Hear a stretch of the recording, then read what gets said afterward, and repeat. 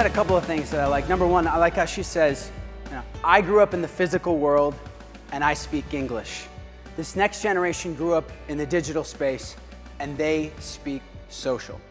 What she is demonstrating right there, which works in both directions, is that in this new world, it's not about how you want to communicate. It's about how the person you're trying to reach and connect with wants to be communicated with.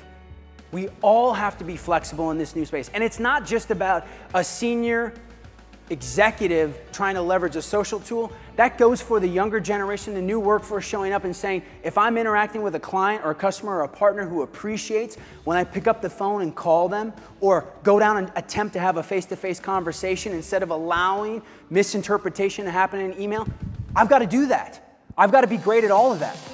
Let me be clear, this is not an out with the old, in with the new type message.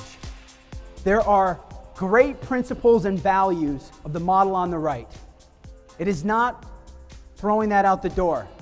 You think about everything from disseminating information, right? Streamlining processes, policies, procedures. There are good things about the model on the right.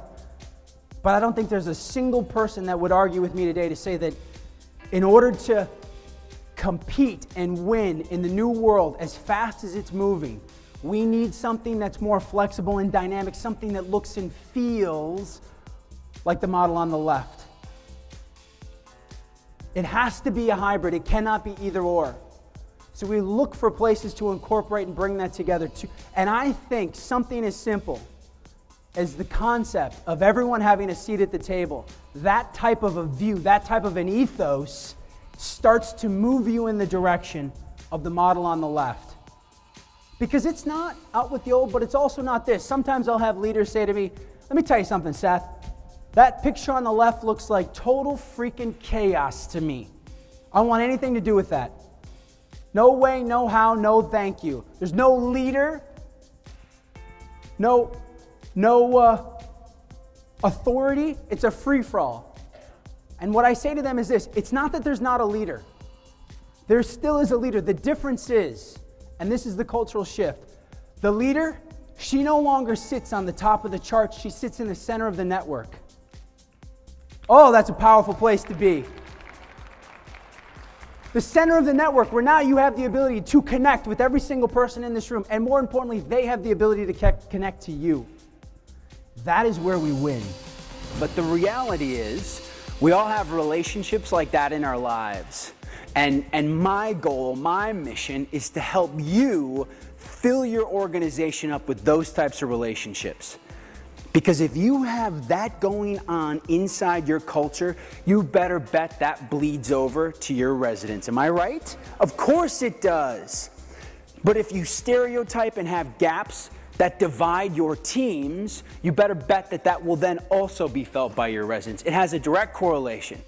Each generation has their own unique story, has their own unique history, and that by taking the time to listen and tap into and understand and learn these stories are the fabric of who we are, and they are the fabric of what connects us.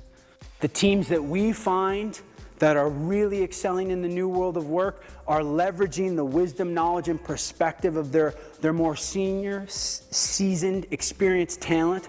They're getting them to share that information and pass it on to the next generation. They're leveraging the tech skills, the new view of seeing the world from their younger generation. It takes all of us to win in the new world of work.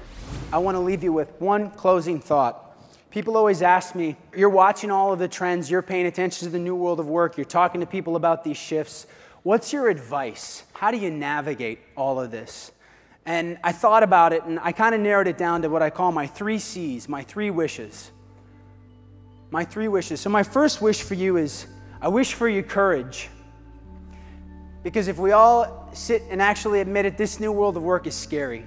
The amount of change that we're all trying to navigate through, the human nervous system has never experienced it before. There are nights when I wake up and I'm just like, I have no idea what I'm doing and what's coming next. Is this job even going to be here next year? What's going to happen in these industries? It's scary. It's like we're pioneers on the frontier. Who knows what's coming next? Be brave, stay courageous. Second, I wish for you curiosity. The only way to stay ahead in all of this new change is to continue to learn and grow. No one has it all figured out. Even what you knew 5 years ago could be completely irrelevant tomorrow. Stay curious, keep learning, keep saying, maybe we don't have it all figured out. Maybe this program could be better. Be willing to ask and support your fellow colleagues to say, maybe we can make this different, even if it's saying it to the 25-year-old. Stay curious. It'll keep you more interesting, it'll keep you young. And finally, I wish for you commitment. Because the only way you can pull all of this off is if you show up with your whole self every single day. One of my favorite brand mottos, and it's funny the overlap here, one of my favorite brand mottos is from Adidas.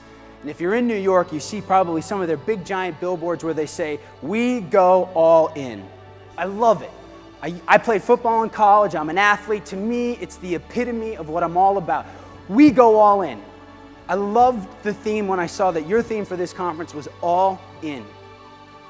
And you know what? You can either make that something that you just say on a piece of paper, or you can show up and live it every single day. You say, you know what? I do go all in. I go all in on every single front. And I'm going to go all in when it comes to my people to make sure that they bring them their best selves to work every single day. Because the only way you can win in this new world of work is if everyone from 65 to 23 goes all in and supports each other and has each other's back. Thank you for letting me be a part of this day. Thank you for letting me spend time with your organization. Have a great morning, everybody.